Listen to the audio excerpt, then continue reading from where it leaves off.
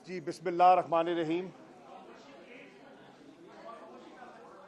मैं मुल्तान की मीडिया का बेहद मशकूर हूँ कि आप तशरीफ़ लाए और आपसे मुलाकात ड्यू थी, तो मैंने कहा इस नशिस्त में आपसे मुलाकात भी हो जाए। मुल्तान में अभी हालिया एक इवेंट हुआ। पीडीएम ने मुल्तान में अपनी एक तकरीब मुनक्किद की।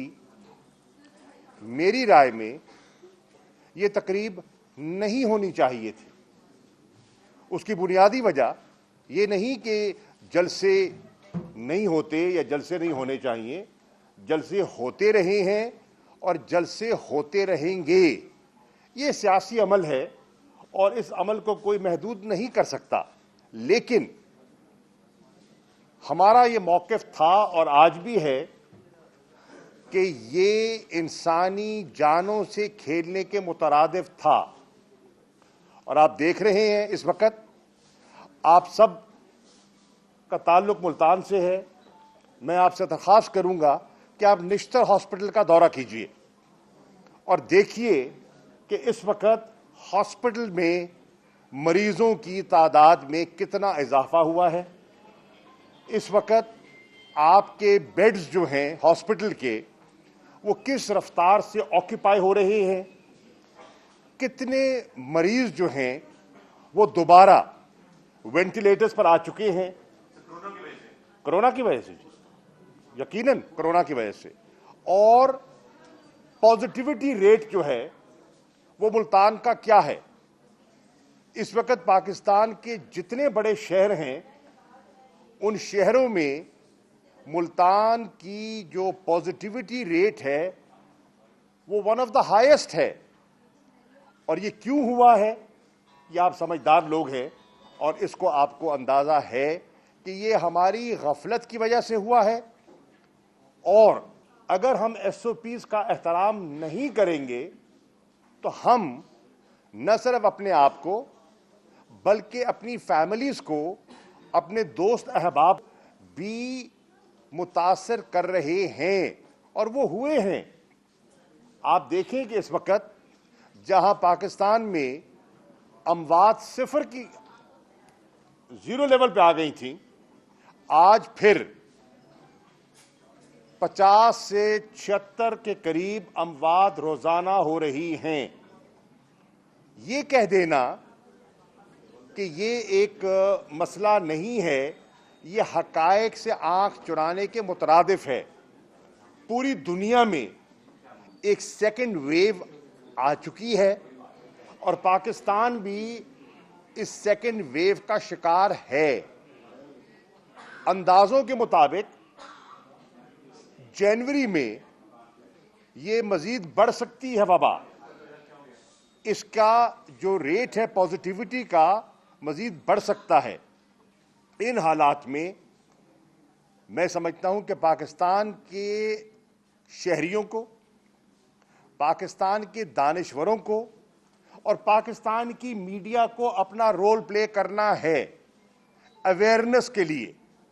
मैं 2 दिन से मुल्तान में हूं और मैं देख रहा हूं, दयानतदारी से कह रहा हूं, एसओपीज़ पर लोग तवज्जो नहीं कर रहे, तकरीबात में एहतियात नहीं हो रही। मामूल के मुताबिक लोग अपनी जिंदगी गुजार रहे हैं और हालात मामूल के नहीं हैं, हालात गैर मामूली हैं। ये मैं 10 बस्ता गुजारिश करूंगा हर फैमिली से, हर जी शऊर शहरी से कि किसी पर आपने मेहरबानी नहीं करनी, आपने अपने पर एहसान करना है, अपनी फैमिली को प्रोटेक्ट करना है। और वो कोई नहीं कर सकता जब तक आप ज़हनी तौर पर तैयार नहीं होंगे। कोई आपको, ये सख्ती तो हो नहीं सकती, अवेयरनेस दी जा सकती है। ये एक वॉलंटरी फैसला है जो आपको करना है और ये आप सबको करना चाहिए। बराए मेहरबानी एसओपीज़ को फॉलो कीजिए। बराए मेहरबानी मामूल की एक्टिविटीज़ को महदूद कर दीजिए। برائے مہربانی جو غیر ضروری ایکٹیویٹیز ہیں ان کو مؤخر کر دیجئے. کچھ ایکٹیویٹیز ایسی ہیں جو آپ مؤخر کر نہیں سکتے، وہ لازم ہیں، وہ تو انڈرسٹینڈیبل ہیں اور وہ ہمیں مجبوراً کرنی ہیں. لیکن کچھ ایکٹیویٹیز ایسی ہیں جن کو اگر آپ مؤخر کر دیں، پوسٹ پون کر دیں، تو نہ ملک کو نقصان ہوگا، نہ معیشت کو نقصان ہوگا، نہ آپ کے گھر والوں کو نقصان ہوگا. تو میری یہی ایک دفعہ پھر اپیل ہوگی کہ آپ اپنے فیصلوں پر نظر ثانی فرمائیں. میری میڈیا سے گزارش ہوگی کہ آپ اس اویئرنس میں، آگاہی میں اپنا کردار ادا کریں جیسے پہلے آپ نے کیا تھا، اور اس کا کافی وہ مؤثر تھا. لیکن اس دفعہ میں دیکھ رہا ہوں سیکنڈ ویو میں وہ اتنا مجھے مؤثر دکھائی نہیں دے رہا. اور جو سیکنڈ یہ جو ویو آ رہی ہے یہ بڑی خطرناک ہے. آپ نے دیکھا کہ ملتان میں خاصی اموات ہوئی ہیں. دوسری چیز جو میں عرض کرنا چاہوں گا، میری رائے میں جہاں جلسہ نہیں ہونا چاہیے تھا اور ہماری سیاسی قیادت کو لوگوں کی انسانی جانوں کی قدر کرنی چاہیے تھی، احتیاط کرنی چاہیے تھی، وہاں میری رائے میں کنٹینرز کی ضرورت بھی نہیں تھی. اور یہ میں نے برملا کہا، اور میں نے یہ اپنا موقف جو پچھلی کابینہ کا اجلاس تھا اس میں بھی پیش کیا. اس کی ضرورت نہیں تھی، اپوزیشن کو کرنا نہیں چاہیے تھا اور انتظامیہ کو کنٹینر نہیں لگانے چاہیے تھے. اور آپ نے بھی دیکھا اور پورے شہر نے دیکھا اور میں نے بھی دیکھا کہ جو تعداد تھی وہ کسی سے ڈھکی چھپی نہیں ہے. بڑے شوق سے جاتے، قلعہ کونا قاسم باغ میں جلسہ کر لیتے. میری رائے میں اس کی اجازت ہونی چاہیے تھی، اور میں نے یہی کہا. میں اب بھی کہوں گا کہ یہ کانشیس فیصلے ہیں، حکومت نے کانشیس فیصلہ کیا ہے، اور اس میں میں نے برملا اپنا انپٹ دیا ہے کہ ہم نے ان کی ایکٹیویٹی کو زبردستی نہیں روکنا، تلقین کرنی ہے، مشورہ دینا ہے، ایکسپرٹس کی رائے سامنے رکھنی ہے، ڈاکٹرز کی رائے سامنے رکھنی ہے. اس وقت بھی ملک میں ہیلتھ ایمرجنسی کا نفاذ ہے، آپ کے سامنے ہے. یا تو کہیں کہ جو ڈاکٹرز کہہ رہے ہیں وہ غلط کہہ رہے ہیں، یا کہیں جو ماہرین ہیں، جو NCOC کی جو کمیٹی ہے جس میں سارے ایکسپرٹس بیٹھ کے مشاورت کے بعد جو ہدایات دیتے ہیں وہ درست نہیں ہیں. سندھ میں جو آپ نے SOPs نافذ کیے ہیں، جو سمارٹ لاک ڈاؤن آپ کر رہے ہیں، اس کی ضرورت نہیں ہے. اگر نہیں ہے تو پھر منطق سمجھ آتی ہے کہ آپ اس کو تسلیم نہیں کرتے. اور اگر آپ اس کو تسلیم کر رہے ہیں اور اس کے باوجود آپ اپنی پولیٹیکل ایکٹیویٹیز کو جاری رکھے ہوئے ہیں تو یہ دوہرا معیار ہے، اور اس سے پرہیز کیجئے. اس میں آپ کا بھی فائدہ ہے اور اس میں ملک کا بھی فائدہ ہے. یہ میری دوسری گزارش تھی اور ہے. انشاءاللہ سیاسی عمل ہوتا رہے گا اور سیاسی انداز میں ہم نے آگے بڑھنا ہے. یہاں کچھ لوگوں نے ایک تاثر دینے کی کوشش کی کہ جناب مجھے محدود کیا گیا، مجھے پکڑوایا گیا، اس نے پکڑوایا، اس نے پکڑوایا.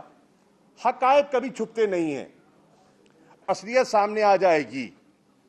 اللہ جانتا ہے کس نے کیا رول ادا کیا اور کس کی کیا سوچ تھی اور کیا سوچ ہے.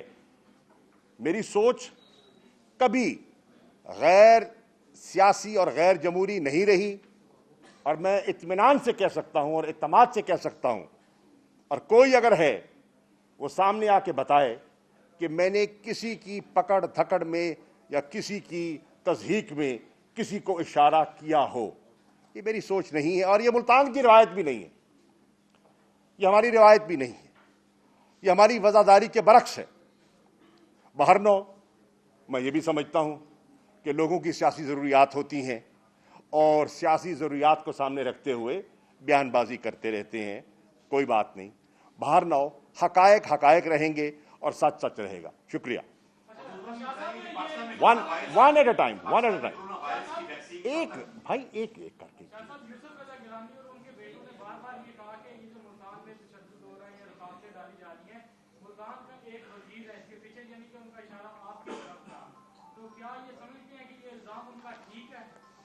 میرے بھائی میں آپ کو کہہ چکا ہوں،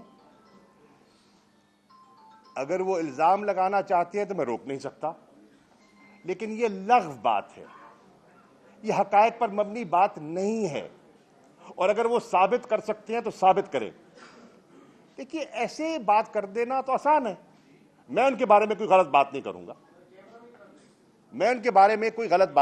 گا، لیکن میں برملا کہہ رہا ہوں، اگر انہوں نے یہ کہا ہے تو انہوں نے نامناسب بات کی ہے اور حقائق کے برعکس بات کی ہے۔ سر یہ بتائیے کہ آپ کی جو رائے ہے وہ بلکہ پہلے بھی آ چکی تھی سامنے کہ کنٹینر نہ لگایا جائے، اور پھر یہ کون سی اپنا لیول پہ یہ فیصلہ ہوا کہ اس طرح جو ہے انہوں نے گرفتاریاں، مقدمے اور مار دھاڑ کی اور ہائپ دے دی؟ دیکھیے میں عرض کروں، میں وہی عرض کر رہا ہوں، آپ ٹھیک فرما رہے ہیں۔ دیکھیے میں تو ملک میں تھا نہیں، میں تو جو اسلامی وزرائے خارجہ کے اجلاس میں نیام نائجر میں تھا جب یہ ساری تقریبات ہو رہی تھیں، میں ملک سے باہر تھا۔ میں سمجھتا ہوں جس قسم کا شو انہوں نے پٹ اپ کیا ہے، برملا میں کہہ سکتا ہوں ناکام تھا۔ یہ جو دعوے کر رہے ہیں جو اپنی کامیابی کے، اگر یہ اسٹیڈیم میں چلے جاتے یہ بے نقاب ہو جاتے، ان کی کلائی کھل جاتی، ان کی پاور شو کی حقیقت لوگوں کے سامنے عیاں ہو جاتی، اس کے برعکس۔ بہرحال میں سمجھتا ہوں جس نے بھی کیا اس نے سیاسی شعور کا مظاہرہ نہیں کیا، اور یہ میری واضح سوچ تھی، اور یہ سوچ میں نے قیادت کے سامنے بھی رکھی ہے، اور یہ بھی عرض کر دوں ان کی طرف سے بھی بالکل واضح ہدایت تھی کہ کوئی تشدد، کوئی لاٹھی چارج اور کوئی اس قسم کی کارروائی نہیں ہونی۔ وہ تو بلا وجہ جو 4 گھنٹے کا ایونٹ تھا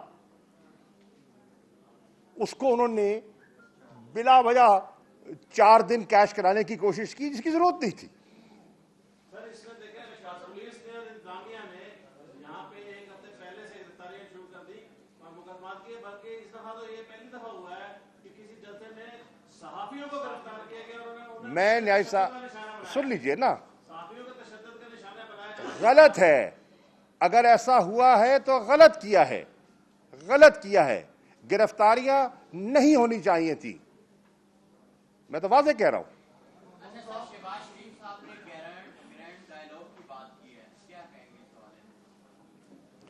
وہ اپنی پارٹی میں فیصلہ کر لیں کہ اس وقت دیکھیے مسلم لیگ میں کنفیوژن دکھائی دے رہی ہے۔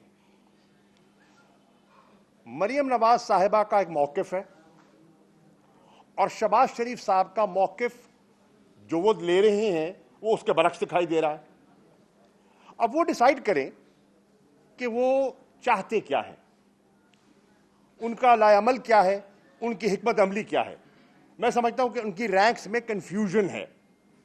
آپ دیکھ رہے ہیں کہ پی ڈی ایم کے اندر بھی کنفیوژن ہے، استعفے دینے ہیں نہیں دینے۔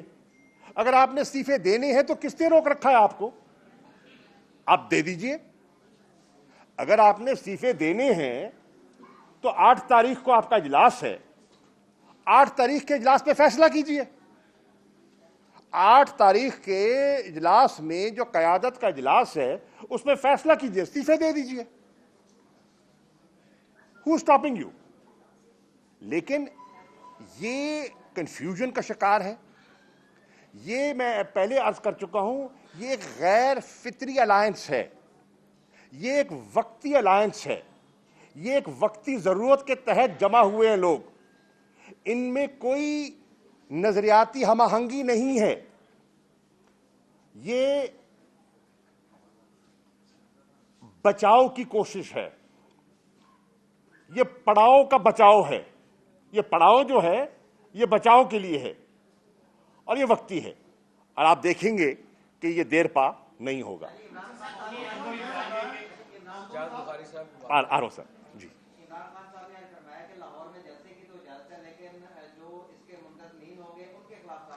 دیکھیے کورٹ نے کیا فیصلہ کیا. کورٹ کہہ رہا ہے, اسلام آباد ہائی کورٹ نے کہا کہ یہ تقریب مت کیجیے. این سی او سی کہہ رہی ہے کہ ملک میں بیماری پھیل رہی ہے, وبا پھیل رہی ہے, اور ایس او پیز کہہ رہی ہیں کہ اس تعداد سے اگر زیادہ. دیکھیں یہ بتائیں, سوشل ڈسٹینسنگ کے لیے کیوں کہا جاتا ہے؟ کوئی منطق ہے نا یار. اگر دنیا میں سوشل ڈسٹینسنگ کی بات کی جا رہی ہے تو اس میں کوئی لاجک ہوگا. دنیا اگر کہہ رہی ہے کہ ماسک پہنو, میرے بھائی آپ نے کیوں ماسک پہنا ہوا ہے؟ میں نے ماسک کیوں پہنا ہوا ہے؟ اپنی حفاظت کے لیے پہنا ہوا ہے نا, کیونکہ ماہرین یہ کہتے ہیں اس کے پہننے سے ہم اپنی بچت کرتے ہیں, سوشل ڈسٹینسنگ سے. آپ یہ بتائیں, میں ابھی جب واپس آیا, نائجر سے واپس آ رہا تھا, تو مجھے عمرے کی سعادت نصیب ہوئی. آپ دیکھیں اگر عمرے کو محدود کیا گیا ہے تو کوئی وجہ ہے, وہاں وقت مقرر کیا گیا ہے, تعداد مقرر کی گئی ہے, تو کوئی لاجک ہوگا نا بھائی, کیونکہ یہ تو ایک دینی تقریب ہے نا, سیاسی تقریب نہیں ہے. تو لوگوں نے دینی تقریبات کو بھی محدود کیا ہے. اور وہاں میں ایمانداری سے کہہ رہا ہوں کہ جب میں طواف کر رہا تھا, میں نے جب نظر گھمائی, میکسیمم 200 سے زیادہ لوگ مجھے دکھائی نہیں دیے پورے خانہ کعبہ میں. تو یہ کیوں ہو رہا ہے؟ اس کی کوئی وجہ ہے نا بھیا. حج کو محدود کیا گیا, کیوں کیا گیا؟ کوئی وجہ ہے نا. اگر ہم اس کو تسلیم نہ کریں تو یہ ہماری ہٹ دھرمی ہے, جانتے ہوئے. کیا یہی جتنی قیادت ہے, کیا یہی اسٹرکٹ لاک ڈاؤن کے درس نہیں دیا کرتے تھے؟ کیا آپ دیکھیں کہ سندھ کے وزیر اعلیٰ ہاتھ جوڑ کے پریس کانفرنسز میں التجا نہیں کیا کرتے تھے؟ تو آج کیا ہو گیا؟ کیا وجہ ہے کہ آج وہ سب جو اصول جو تھے, جو آپ نے اپنائے تھے, وہ آپ نے بالائے طاق رکھ دیے؟ سوچنے کی بات ہے. میں سمجھتا ہوں کہ پاکستان کے لوگ باشعور ہیں اور وہ سمجھتے ہیں اور وہ صحیح فیصلے کرنے کی صلاحیت رکھتے ہیں. ایک منٹ پہلے میرے بھائی جان, ایک منٹ, آپ نے ایک سوال کر لیا, ان کو موقع جی. جناب بخاری.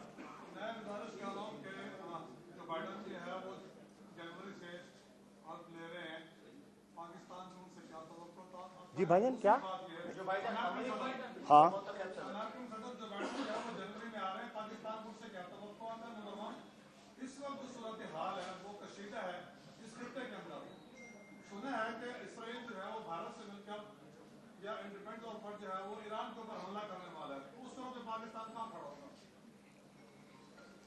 دیکھیے, پہلی بات تو یہ ہے, ہمارے خطے کے اندر 2-3 چیزیں اہم ہیں.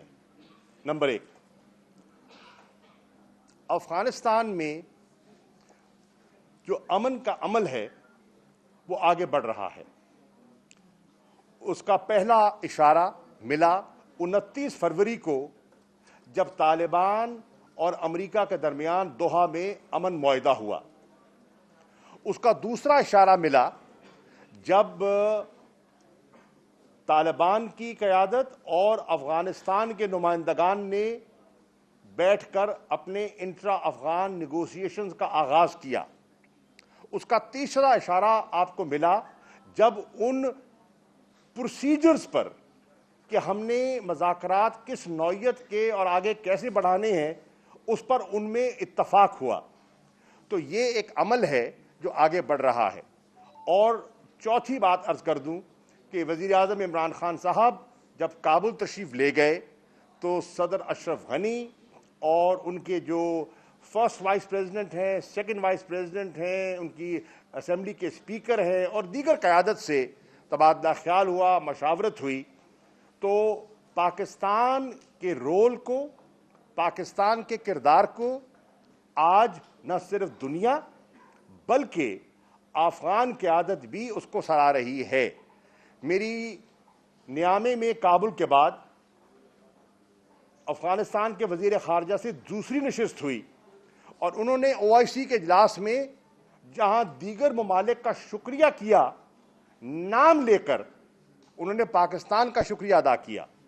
تو یہ ایک ڈیولپمنٹ ہے کہ وہ افغانستان جو پاکستان پر انگلیاں اٹھاتا تھا، انہوں نے 57 ملکوں کے سامنے پاکستان کا شکریہ ادا کیا. نمبر 1. نمبر 2 بخاری صاحب، نمبر 2 یہ ہے کہ کشمیر کی صورتحال بگڑتی چلی جا رہی ہے اور آج ہندوستان کے اندر بھی اس پر ایک اوپینین پیدا ہو چکی ہے کہ BJP سرکار کی کشمیر پالیسی ناکام ہو چکی ہے.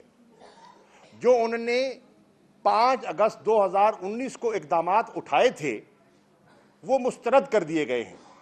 کشمیری قیادت نے من جملہ ان کو مسترد کیا ہے اور ہندوستان کا بہت بڑا طبقہ، جس میں دانشور بھی ہیں، جس میں اپوزیشن بھی ہے، جس میں اور لوگ بھی ہیں، وہ اس سرکار کی پالیسی سے متفق نہیں ہیں. آپ اگر، میں آپ سے درخواست کروں گا، جو ہمارا OIC کا اجلاس ہوا ہے ابھی 47واں، اس پہ جو متفقہ قرارداد سامنے آئی ہے جموں اور کشمیر کے معاملے پر، اگر آپ اس کو ایک نظر پڑھ لیں، اس کا اردو ورژن بھی موجود ہے، انگلش ورژن بھی موجود ہے، تو آپ کو اندازہ ہوگا کہ پہلی مرتبہ 57 ممالک نے ہندوستان کی کشمیر پالیسی پر کڑی تنقید کی ہے اور مطالبہ کیا ہے کہ جو وہ ڈیموگرافک چینج کرنا چاہ رہے ہیں ڈومیسائل سرٹیفکیٹس کے ذریعے، ان کو انہوں نے مسترد کیا ہے. جو انہوں نے وہاں کا سٹیٹس تبدیل کیا ہے اس کو انہوں نے مسترد کیا ہے. جو وہاں جبر اور تشدد سے وہ کام لے رہے ہیں اس کی انہوں نے تنقید کی ہے. تو یہ آپ دیکھ رہے ہیں کہ آج ہندوستان کی جو پالیسی ہے کشمیر کی، اس پر ہندوستان کے اندر اتفاق رائے نہیں رہا. ہندوستان کے اندر آج 2 دھڑے بن چکے ہیں اور ایک بہت بڑا دھڑا جو ہے آج ہندوستان کی پالیسی پر نکتہ چینی کر رہا ہے. اور یہ اللہ کے فضل و کرم سے پاکستان کی کامیابی ہے. یہ پاکستان کا جو آپ نے انگیجمنٹ کی ہے، جو آپ نے اپنے روابط اور اپنا نقطہ نظر دنیا کے سامنے، انٹرنیشنل میڈیا کے سامنے، انٹرنیشنل میڈیا کے سامنے، انٹرنیشنل ہیومن رائٹس آرگنائزیشن کے سامنے جو پیش کیا ہے، آج اس کا رنگ جو ہے وہ جمتا ہوا ہمیں دکھائی دے رہا ہے. اور ہندوستان جو ہے وہ دفاعی پوزیشن میں ہے. وہ آئے دن جھوٹے الزامات لگا رہا ہے. آپ یہ دیکھیں، ہندوستان جاتا ہے ICJ گلبھوشن یادیو کا کاؤنسلر ایکسیس کا کیس لے کر اور مطالبات لے کر جاتا ہے کہ رہائی ملنی چاہیے، یہ ہونا چاہیے، وہ ہونا چاہیے، ہمیں اس کو ہمارے حوالے کر دینا چاہیے. ICJ میں ان کو ناکامی ہوتی ہے. ICJ کہتی ہے کہ آپ اس کو کاؤنسلر ایکسیس دیں. پاکستان نے ایکسیس دینے کا فیصلہ کیا، 2 دفعہ ایکسیس دے چکے ہیں، تیسرے کے لیے تیار ہیں. لے تو لال کون کر رہا ہے؟ ہندوستان. ہم کہنے آئیے لیجئے، ہم ICJ کا فیصلہ جو ہے اس پر عمل پیرا ہونے کے لیے تیار ہیں. ہم اپنی انٹرنیشنل آبلیگیشن فلفل کرنے کے لیے تیار ہیں. بھاگڑا کون ہے؟ اپنے شہری سے منہ کون چھپا رہا ہے؟ اپنے شہری سے آنکھ کون نہیں ملا رہا؟ ہندوستان. اس وقت یہ ہے کشمیر کے مسئلے پر، کاؤنسل ایکسیس کے مسئلے پر، اور جو اب پاکستان نے ایک ڈوسیئر کی شکل میں ثبوتوں کے ساتھ جو ہندوستان کو بے نقاب کیا ہے، ان کی تخریب کاری کی جو مہم ہے، ان کی جو دہشت گردی کی جو پش پنائی ہے، جس طرح پاکستان نے اس کو ایکسپوز کیا ہے، آج اس کا وہ ٹھوس جواب نہیں دے سکے، پوری دنیا میں اس کا جواب نہیں دے سکے، اور ہم نے وہ ڈوسیئر جو ہے وہ شیئر کیا ہے، اور اقوام متحدہ کے سیکرٹری جنرل سے بھی ہم نے اس کے پورے جو سیلینٹ فیچرز ہیں اس ڈوسیئر کے ہم نے شیئر کیے ہیں۔ پہلی مرتبہ ہندوستان جو ہے وہ دفاعی دکھائی دے رہا ہے۔ اب آپ کا سوال آ گیا دوسرا حصہ اسرائیل کا۔ دیکھیے، ابھی جو OIC کا اجلاس تھا اس میں بھی فلسطین کے بارے میں بڑا ایک واضح موقف آیا۔ میں نے پاکستان کا نقطہ نظر پیش کرتے ہوئے پاکستان کی جو فلسطین پر جو ہماری رائے ہے، جو تھی تاریخی، اس کا اعادہ کیا، اس کو ری اسٹیٹ کیا، اپنی پوزیشن کو ری ایٹریٹ کیا، اور بتایا کہ پاکستان کی سوچ یہ ہے۔ یہاں بھی آپ کے علم میں ہے کہ پچھلے دنوں کافی کیا سرائیاں جنم لے رہی تھیں۔ اس واضح بیان کے بعد ان کیا سرائیوں کو دم توڑ دینا چاہیے، کیونکہ ان میں حقیقت نہیں۔ رہا سوال حملے کا، میں سمجھتا ہوں کہ جو امریکہ میں نئی ایڈمنسٹریشن آنے والی ہے، پریزیڈنٹ الیکٹ جو بائیڈن کی جو ایڈمنسٹریشن آنے والی ہے، میری رائے میں وہ شاید سفارت کاری کو ترجیح دے، اور انہوں نے ماضی میں ایسا ہی کیا۔ اگر انہوں نے ایسا نہ کرنا ہوتا تو وہ ایران کے ساتھ بیٹھ کر مذاکرات کے ذریعے JCPOA کا معاہدہ نہ کرتے۔ ان کی سوچ بالکل اس کے جو ٹرمپ ایڈمنسٹریشن سے جداگانہ دکھائی دے رہی ہے۔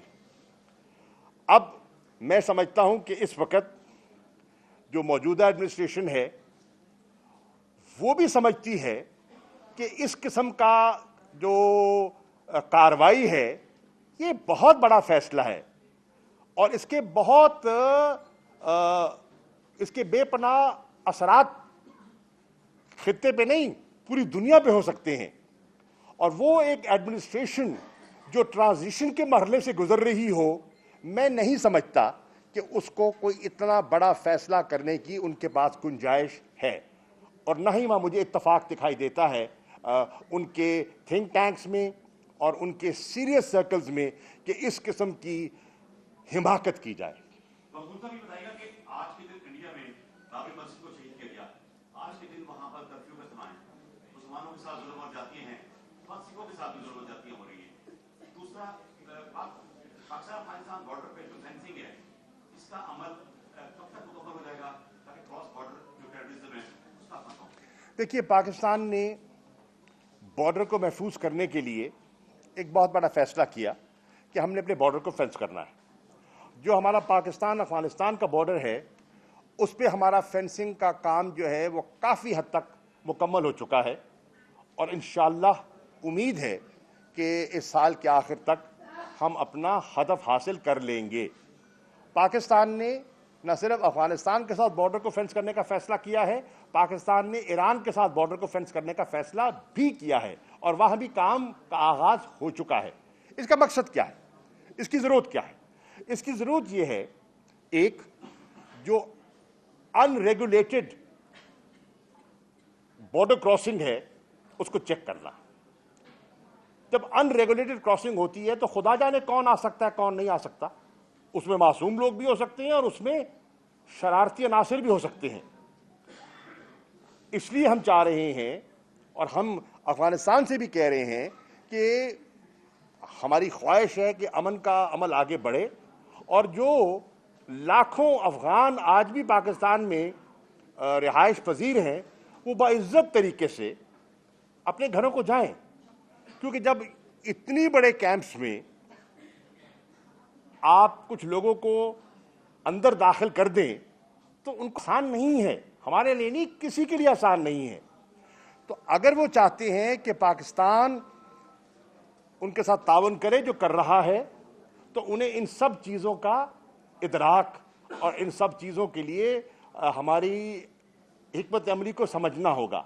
हम वहाँ अमन के ख्वाहिशमंद हैं, इस्तेकाम चाहते हैं, दोस्ती चाहते हैं, बेहतरी चाहते हैं, क्योंकि उससे हमारा भी फ़ायदा है, अफ़गानिस्तान का भी फ़ायदा है और रीजन का भी फ़ायदा है। हम रीजनल कनेक्टिविटी की बात कर रहे हैं। तो इस पे आप देख रहे हैं कि अल्लाह के फजल करम से पेशरफ्त हो रही है और बेहतरी होगी।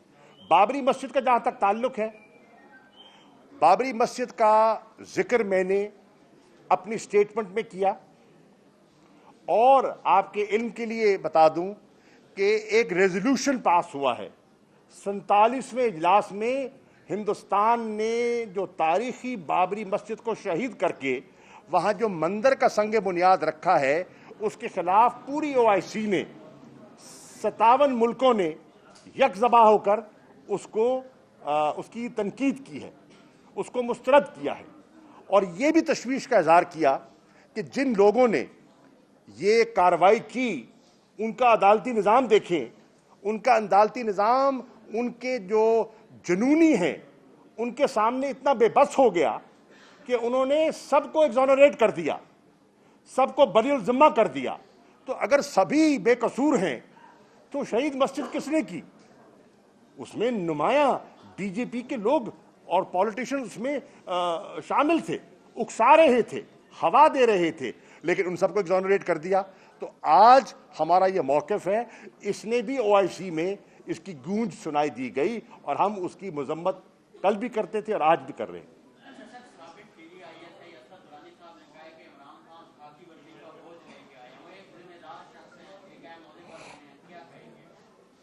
देखिए, मैं किसी की ज़बाबंदी तो कर नहीं सकता, उनकी राय हो सकती है, मैं उनकी राय से इत्तेफाक नहीं करता। इमरान खान साहब अवामी मैंडेट लेकर आए हैं। इमरान खान साहब की एक तवील जद्दोजहद है। इमरान खान साहब रातों रात नहीं आ गए, ऊपर से नहीं आ गए। उनकी 22 साल की 23 साल की एक कांस्टेंट पॉलिटिकल स्ट्रगल थी।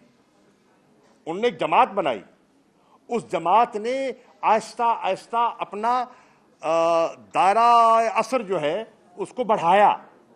उन्होंने 2013 में पहली कामयाबी हासिल की खैबर पख्तूनख्वा में। 5 साल वह कामयाब हुकूमत चलाई। उस हुकूमत और कामयाबी का नतीजा यह है कि खैबर पख्तूनख्वा के लोगों ने उनसे 2013 से 18 में उनको बढ़ के वोट दिया, उनकी सीटों में इजाफा हुआ। उसके बाद वो उन्होंने पंजाब में अपनी कार्रवाई की, और इंशाअल्लाह आपने देखा कि पंजाब में कोई सोच नहीं सकता था कि यहाँ के नून लीग का कोई मुकाबला कोई जमात करेगी।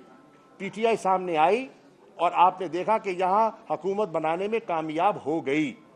तो ये जो पॉलिटिकल एक्टिविटी आपके सामने है, जलसे आपने नहीं देखे क्या? आप जो इसी मुल्तान में किला कोना पे जो इमरान खान का जलसा हुआ था, क्या आपने नहीं देखा था? क्या मीनारे पाकिस्तान पे जो इमरान खान के जलसे हुए थे, क्या आपने नहीं देखे थे? वो कहाँ से हो गए थे? वो किसी के कहने पे लोग आए थे? वो किसी ने बांध के लाए थे लोग? वो सरकारी ट्रांसपोर्ट पर आए थे? नहीं आए थे। इमरान खान एक सियासी हकीकत बन चुके हैं। PTI एक सियासी जमात, एक हकीकत बन चुकी है।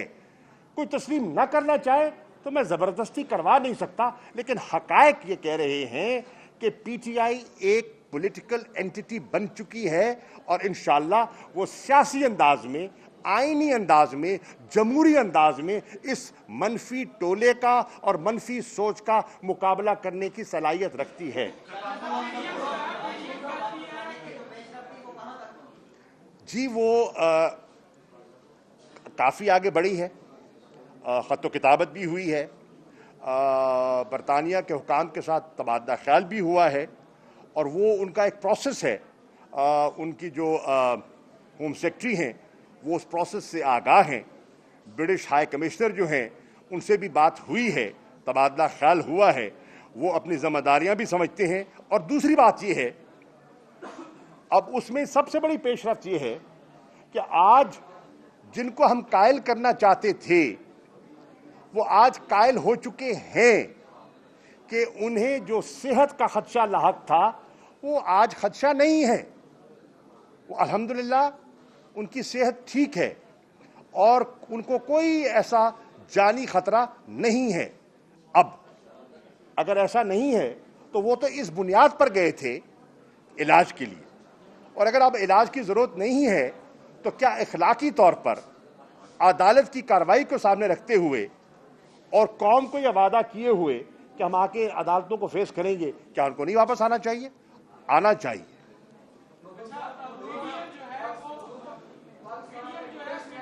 یار کسی اور کو بھی موقع دے دے بھائی.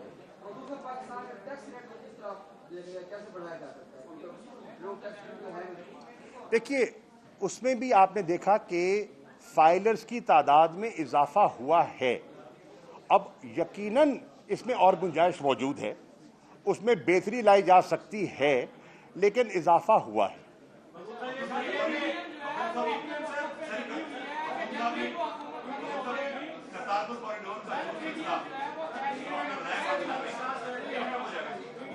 یار ایک دفعہ ایک سیکنڈ میں ان کا جواب دے دوں, میں آپ کو آتا ہوں. دیکھیے کرتارپور میں پاکستان نے ایک خیر سگالی کا ایک مظاہرہ کیا, ہم نے انٹرفیتھ ہارمنی کا ایک پیغام دیا. آج کرتارپور میں جو انہوں نے محدود کر دیا ہے موومنٹ کو, یہ ہندوستان کے اور دنیا میں بیٹھے ہوئے جو سکھ ہیں ان کو اپنی حکومت سے اور ہندوستان کی حکومت سے یہ تقاضا کرنا چاہیے, یہ مطالبہ کرنا چاہیے کہ پاکستان نے ہمارے لیے دروازے کھولے ہیں, آپ ہمارے لیے دروازے بند کیوں کر رہے ہو؟ جناب والا آخری سوال.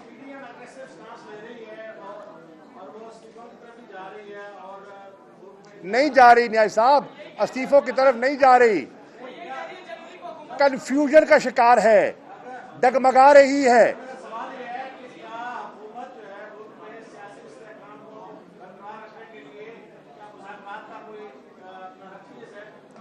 بالکل, ہم نے مذاکرات سے انکار کبھی نہیں کیا. میں آپ کو عرض کر دوں, گلگت بلتستان میں انتخابات کی بات آئی, ہم نے درخواست کی اور 2 دفعہ دعوت دی کہ آئیں بیٹھیں, کس قسم کے آپ کے تحفظات ہیں ہم سے شیئر کریں, اور آپ ہم سے کیا چاہتے ہیں ہمیں بتائیں تاکہ ہم آپ کی تسلی کرا سکیں. 2 دفعہ دعوت دی گئی, پی ڈی ایم کی قیادت نہیں آئی. کرونا کے سلسلے میں جب کرونا کی وبا سیکنڈ ویو آئی ہے اور تشویشناک صورتحال تک جو مریض متاثر ہو رہے ہیں, ہم نے ان کو دعوت دی آئیں بیٹھ کر اس پر ایک قومی لاعمل مرتب کریں, تشریف نہیں لائے. آج بھی میں کہتا ہوں کرپشن کے علاوہ اور این آر او کی درخواست سے ہٹ کر قومی نوعیت کے جس معاملے پہ وہ مذاکرات کرنا چاہتے ہیں, شفاف انتخابات پہ کرنا چاہتے ہیں, اور چیزوں پہ کرنا چاہتے ہیں, ہم اس کے لیے تیار ہیں. مذاکرات کے دروازے ہمارے بند نہیں ہیں. ہم صرف یہ کہہ رہے ہیں کہ این آر او کی شرط نہ لگاؤ, کیونکہ فیٹف کے ساتھ بھی آپ نے این آر او کو جوڑ دیا تھا. آپ این آر او کو ملکی مفادات سے مت جوڑو, اور کرپشن کی کہانی اس میں نہ جوڑو. باقی جتنے نیشنل ایشوز ہیں ہم بیٹھ کے بات کرنے کے لیے تیار ہیں. تھینک یو یار, تھینک یو. ہاں بسم اللہ, آئے جی, حلم آئے جی, اب آ جائے گی, بسم اللہ.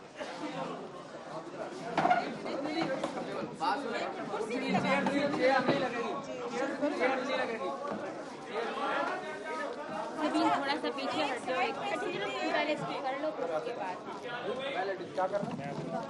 منٹ, سبین میں نے ذرا گفٹ دینا ہے.